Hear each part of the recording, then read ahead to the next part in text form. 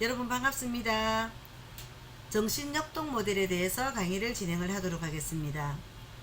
정신역동 모델은 내 마음 어딘가에는 내가 의식하지 못하는 힘이 있는데 그 힘의 정체가 도대체 뭘까에서 시작한 프로이드의 정신분석과 그의 정신분석학을 바탕으로 생각하고 실행하는 프로이드 학파의 이론들을 총망라하여서 적용한 사회복지 실천 기술 이론을 말합니다. 정신역동 모델의 기본이 되는 정신분석 이론의 정신분석이라는 용어는 1896년에 처음으로 쓰였으며 1909년에는 정신치료를 위한 이론으로서 미국에 소개되기를 시작하였습니다. 사회복지 실천에 많은 영향을 주기 시작하였고 또한 1920년도에는 의료적인 모델에 기초한 진단주의 학파를 태동시켰으며 1930년대에는 심리사회의 개별사회 사업 모델로 확산이 되면서 현재까지도 사회복지 실천 기술의 중요한 이론적인 토대가 되고 있습니다.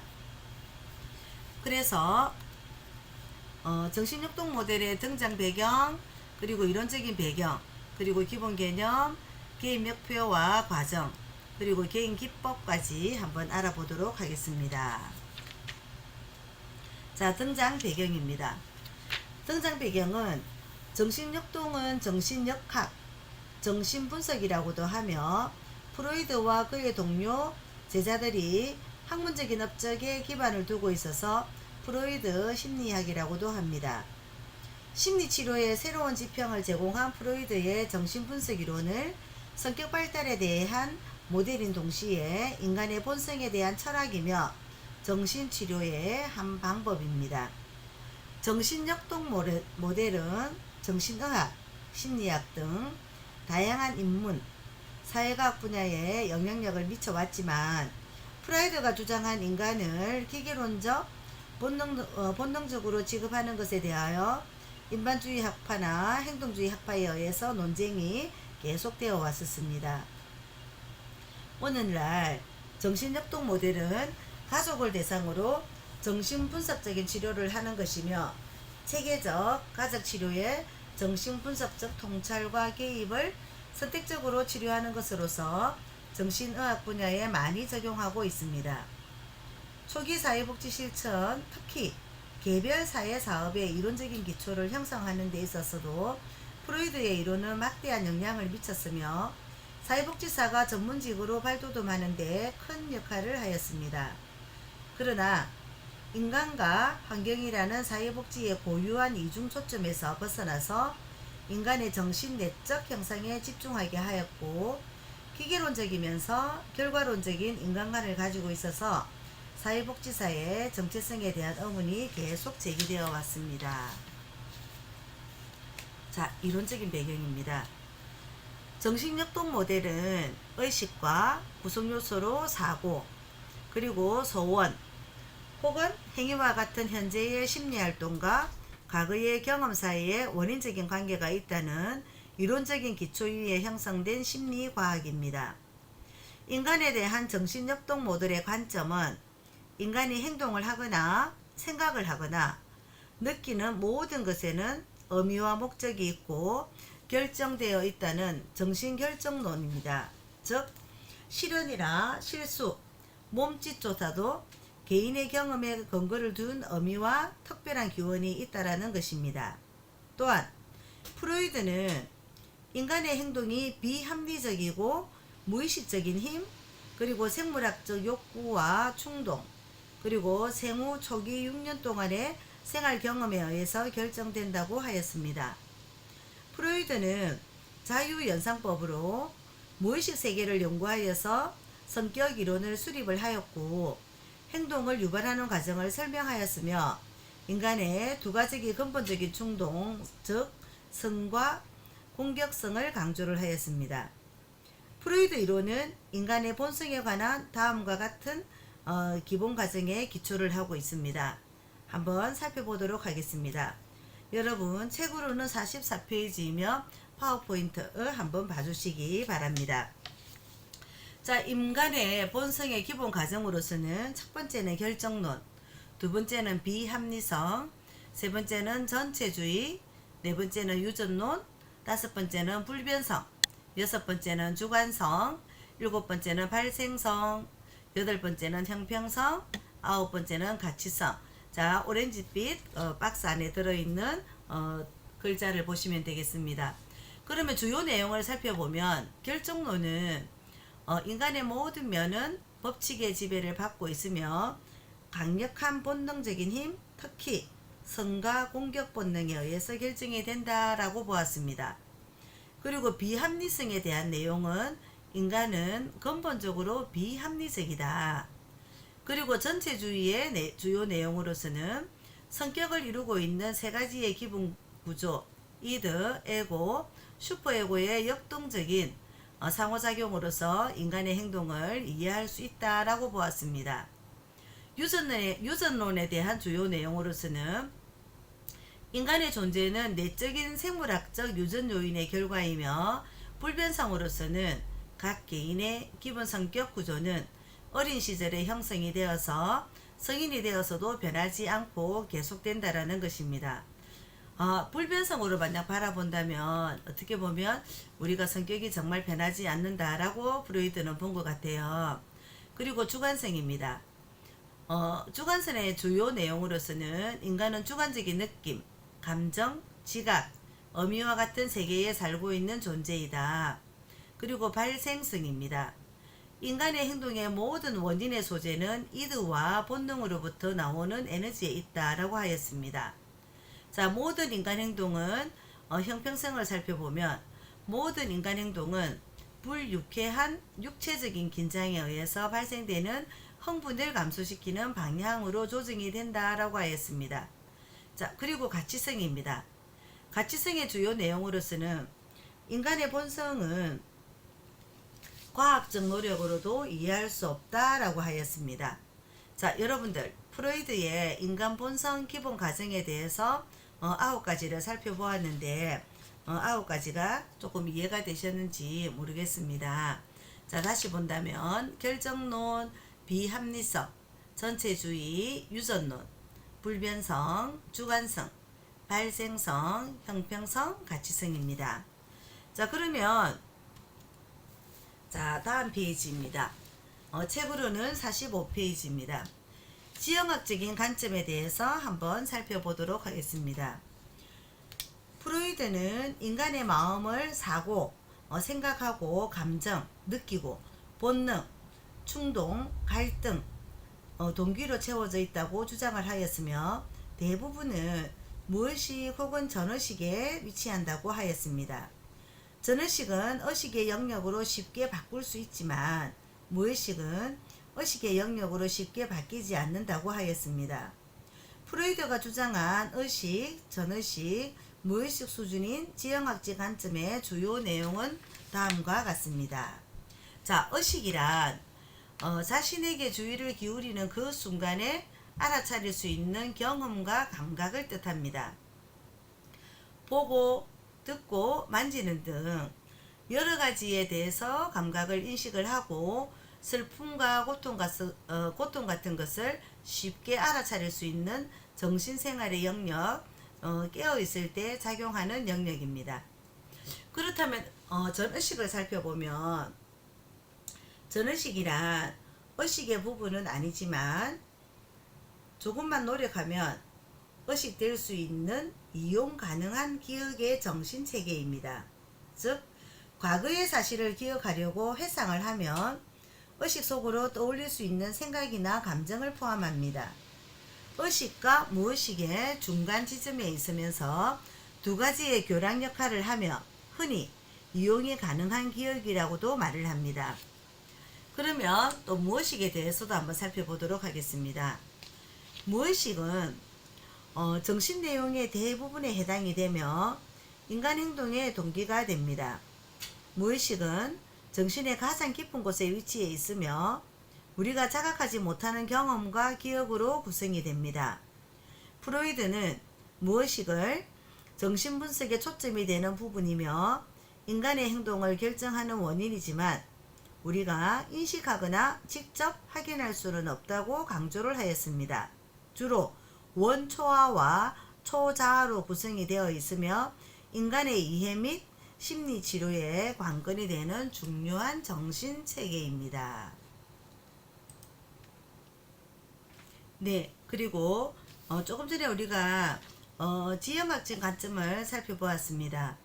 그러면 이번에는 구조적인 관점에 대해서 한번 살펴보도록 하겠습니다. 프로이드는 인간의 성격을 원초와 자아, 초자아의 세 부분으로 구조를 하였으며 특히 정신결정론에 의해서 인간의 성격은 출생 후 5, 6년 이전에 어떠한 경험을 하였는가에 따라서 기본적으로 결정이 된다고 하였습니다.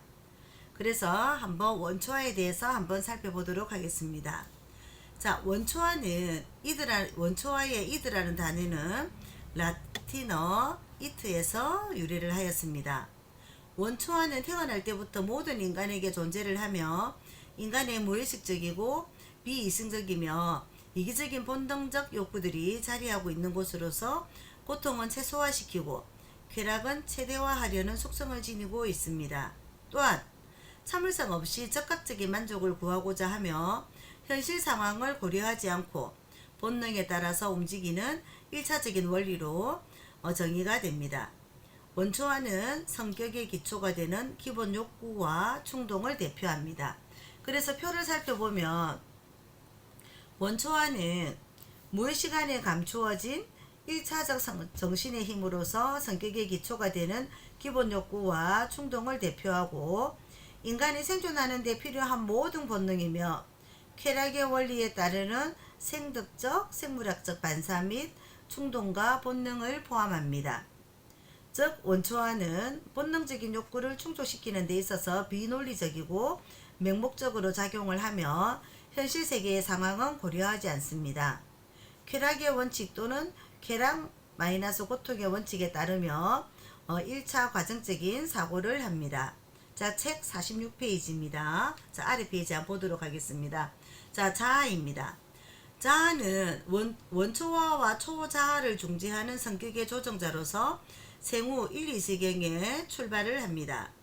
자아는 본능적인 충동을 억제하고 현실의 원리에 따라서 원초화의 욕구를 표현할 수 있도록 하며 또한 외부 현실과 초자아의 제한을 고려하여서 만족시키는 정신기제의 일부로서 사회적으로 바람직하고 수용될 수 있는 방법이 발견될 때까지 발생될 수 있는 내적 긴장을 참아내고 현실 판단을 통해서 본능적인 욕구를 충족시킬 수 있는 가장 현실적이고 실질적인 해결 방법을 찾아내려고 합니다. 즉, 자아는 현실 감각, 현실 검정, 현실 적응이라는 세 가지 측면에서 내부 세계와 외부 세계, 외부의 세계 현실을 연결한다라고 보시면 되겠습니다. 그래서 자아는 표로 살펴보면 자아는 성격의 실행자이며 경영자입니다. 원초화의 욕구를 현실적인 방법으로 충족시키기 위해서 가능하며 기능을 하며 자아는 마음의 이성적인 요소이며 출생하면서부터 경험을 통해서 발달을 합니다. 자아는 현실 원리에 따라서 사회적으로 수용될 수 있는 방법을 발견할 때까지 쾌락을 추구하는 긴장 해소를 지연을 시킬 수 있습니다. 자, 그러면 초자아에 대해서 한번 살펴보도록 하겠습니다. 초자아는 가치관, 사회적인 규칙, 그리고 도덕과 양심이 자라는 곳으로서 생후 3에서 4세경이 되면서부터 발달하는 체계입니다.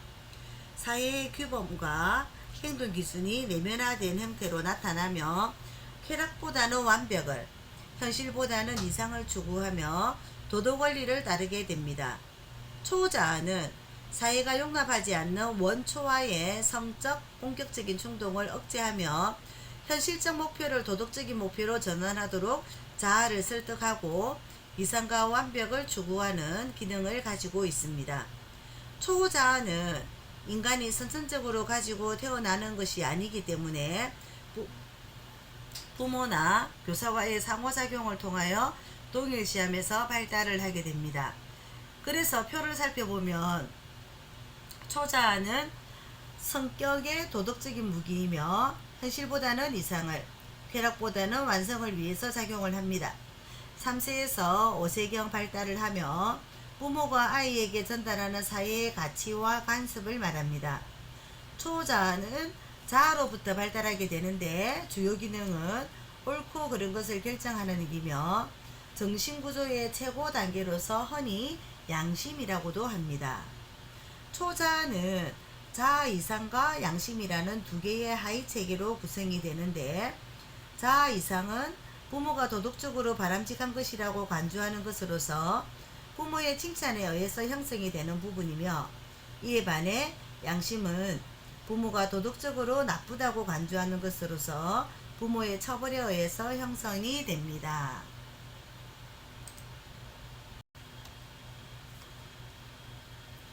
자, 성격의 구조와 의식 수준의 관계를 표로 한번 나타내었습니다.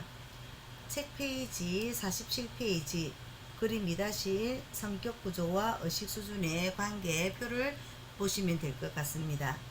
자, 지형학적 관점과 구조적인 관점으로 한 그림에 나타낸 것인데, 지형학적인 관점은 잠시 한번 보도록 하겠습니다. 이렇게 이 지형학적으로 원초화에 이렇게 그림이 있고요. 그리고 자아가 있습니다. 그리고 초자가 있습니다. 자, 이렇게 나타낸 것은 어떻습니까? 지형학적인 관점으로 보시면 되겠죠. 그리고 이렇게 단계별로 이렇게 되어 있는 것들은 어떻게 보시면 되겠습니까? 구조적인 관점으로 보시면 되겠습니다. 자, 무의식은 원초화와 초자아와 그리고 어떻습니까? 자아도 이렇게 같이 연결이 되도록 되어 있습니다. 그래서 여러분들이 보셨을 때 사람이 태어나면서 처음부터 나쁜 사람이었고 모두 좋은 사람이다. 그렇지만 그 내가 원하는 것을 얼마나 내가 참아내고 갖고 싶은 것을 남의 것을 갖지 않고 이겨내는 초자의 양심이 더 많은 활동을 하느냐, 아니면 갖고 싶은 것을 더 많이 갖기 위해서 그쪽으로 내 마음이 많이 움직이느냐에 따라서 이 무의식적인 행동에서 우리가 초자아 원차화를, 초자아가 이겼을 때는 다른 사람의 물건을 가져오지 않을 것이고 초자아의 생각이 졌을 때는 원초와 내가 원하는 본능이 다른 사람 물건을 그냥 가지고 갈 수도 있는 그런 단계라고 보시면 되겠습니다. 그래서 우리가 성격이 발달할 때는 이 모든 것을 양면을 다 가지고 있지만 어떤 부모의 그런 교육이나 교사의 교육으로 인해서 우리가 초자아가 더 많이 발달한다라는 것, 그것을 제가 조금 전에 책에서 말씀을 이제 드린 것입니다. 세 번째, 심리성적 발달 단계에 대해서 진행을 하도록 하겠습니다. 프로이드는 인간은 유아기부터 청소년까지 5단계에 걸쳐서 성격이 발달한다고 보았습니다. 청소년기 이후의 단계에 대해서는 그다지 중요하게 생각하지 않았으며, 각 발달 단계는 성적 에너지인 리비도가 발달해 나감으로써 인간의 정신세계는 그 관심 영역을 점차 확대시켜 나간다고 보았습니다. 그 순서는 구강기, 학문기, 남근기, 잠재기, 생식기로 보았습니다. 5단계 중에서도 특히 구강기, 학문기, 남근기가 성격 형성에 가장 중요한 역할을 한다고 보았으며, 따라서 정신분석학에서는 인간의 성격이 욕구와 관련하여서 발달한다고 믿기 때문에 이를 심리성적 발달이라고 부르고 있습니다. 자, 우리 이 표를 살펴보시면 심리성적 발달 단계인 구강기, 학문기, 남근기, 잠재기, 생식기의 주요 표입니다. 자, 표 2-2 한번 보도록 하겠습니다. 자, 표 2- 참조. 자, 표 보시겠습니까? 구강기. 구강기는 출생이 되었을 때 출생에서 18개월까지는 구순기 또는 구강성욕이라고도 부릅니다. 성적 에너지인 리비도가 구강 구조를 중심으로 집중되어 있어서 모든 생물학적인 충동과 쾌락을 구강을 통해서만 충족을 시킵니다. 생후 6개월까지는 주로 빠는 행위에서 쾌감을 느끼고 이후에는 깨무는 것으로 쾌감을 느끼게 됩니다. 구강기 동안 신체적, 정신적으로 무시를 당하거나 박탈당한 아이가 성격이 된 후 충족되지 못한 보살핌에 대한 강한 갈망을 경험하기 쉬우며 타인에 대한 불신으로 대인관계가 어려울 수도 있습니다. 구강 수동적인 성격은 아이에게 먹는 것이 너무 과도하거나 불충분한 경우에 발달하는 성격으로 낙천적이고 타인에게 의존적이며 희생을 감수하면서도 인정받고 싶어 합니다. 구강 공격적인 혹은 구강 가학적인 성격은 이가 나면서 깨물고 물어 뜯음으로써 불쾌 또는 불만족을 표현을 합니다. 논쟁적이고 비판적이며 비꼬기를 잘하며 타인을 이용하거나 지배하려고 합니다. 그래서 지금 이제 저희가 저에게 딸이 시집을 가서 이번에 외손주가 태어났답니다. 그래서 아이가 보니까 지금 ER이라고 해서 굉장히 지금 그 구강이 지금 발달하고 있는 단계인 것 같아요. 여러분들은 우리가 아이를 키울 때는 그래서 구강기에 경험해야 하고 충분히 아이들의 ER이나 그런 부분에 있어서 아이가 경험할 수 있는 많은 놀이감이 나와서 아이가 그 놀이감을 가지고 노는 것을 제가 많이 보았습니다. 그렇기 때문에 우리는 이 구강기 출생부터 18개월까지는 아이들이 주로 입에 가지고 가는 모든 물품에 대해서 그 환경에 관한 이제 아이의 건강에 대해서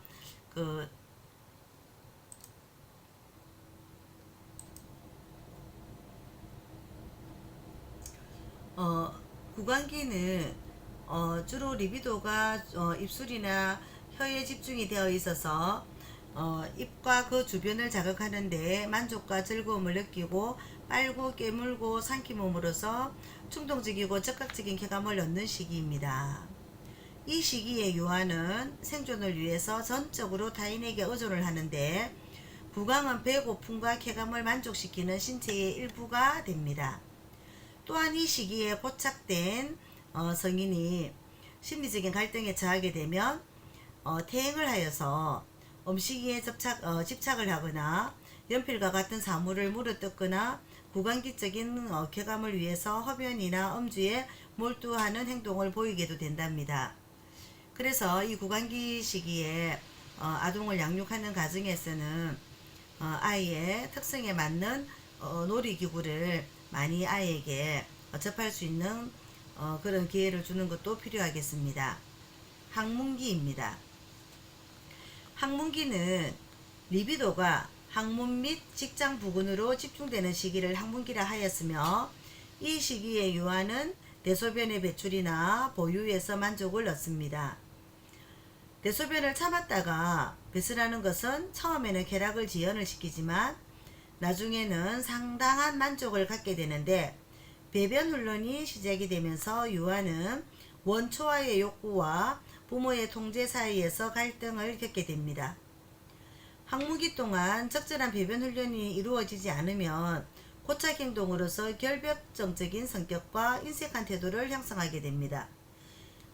주로 항문기는 18개월에서 3세경 정도 나타나게 되는데 구강기가 지나서 리비도가 항문 주위로 퍼져나가며 따라서 아이도 대소변의 배출과 보유에서 쾌감을 얻는 시기라고 하였습니다. 이 시기에는 부모로부터 배변 훈련을 받습니다. 배변 훈련은 자아 통제 훈련의 원형이며 예의 범절의 기본이 됩니다. 배변 훈련이 너무 엄격하면 유아는 일부러 지저분한 행동을 하기도 하고 성인이 되면 권위에 대한 불만을 불결, 무책임, 무질서, 그리고 고집, 인색함, 난폭, 그리고 분노, 적개심을 보이는 행동으로 표출을 하기도 합니다. 항문기 경험으로 아동은 구강기의 전적인 의존에서 벗어나서 자기를 조절하고 자립하고 그리고 자부하고 자존 등을 경험하게 됩니다. 또한 적절한 배변 훈련은 창조성과 생산성의 기초가 된다라고 보시면 되겠습니다. 그래서 아동이 구강기에서 항문기로 갈수록 의존해서 독립하게 되고 스스로가 자립하게 된다라는 거, 자기 조절이 가능해진다라는 거, 이거 중요한 거다. 그죠? 세 번째, 남근기입니다. 리비도가 성기 부근에 집중되면서 유아는 성기에 관심을 가지고 가치를 부여하게 됩니다. 이 시기에는 이성의 부모에게 성적인 애착을 느끼고 동성의 부모에게는 경쟁의식을 느끼게 되어서 남아는 오이디푸스 콤플렉스를 경험을 하게 되고 여아는 엘렉트라 콤플렉스를 경험을 하게 됩니다.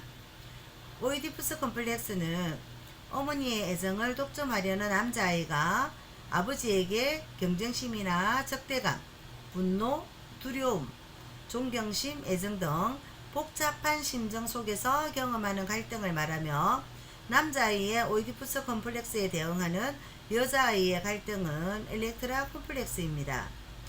그러나 남근기가 지나면서 아동들은 자신을 동성애 부모와 동일시함으로써 이러한 콤플렉스를 해결하며 이 과정에서 남자아이는 아버지를 따르고 모방하면서 아버지처럼 강한 존재가 되려고 노력하고 여자아이는 어머니와 자신을 동일시하면서 엘렉트라 콤플렉스를 해결해 나갑니다. 남근기는 주로 3세에서 6세경 전 성기기라도 불리며 리비도가 성기로 집중이 되는 시기입니다. 이 시기의 아동은 이성에 대한 구별의식이 생기고 자기 존재 규정, 모방, 자아도취의 시기로 동일시와 모방이 생기고 부성섭취, 모성섭취가 이루어집니다. 이때 남아는 오이디푸스 콤플렉스를, 여아는 엘렉트라 콤플렉스를 경험을 하게 됩니다. 오이디푸스 콤플렉스의 특징은 거세 불안을 느끼며 엘렉트라 콤플렉스의 특징은 남근 선망을 느끼는 것입니다. 이 시기에 중요한 가업은 동일시를 통해서 남성이나 여성으로부터의 역할을 학습하고 사회적인 규범과 가치 기준을 내면화하는 초자아를 형성, 발달시키는 것이며 이 시기에 고착되거나 욕구가 좌절되면 건강한 성을 즐기고 이성애적 관계를 발전시키는 성인으로 성장하는 데 장애가 발생할 수 있습니다.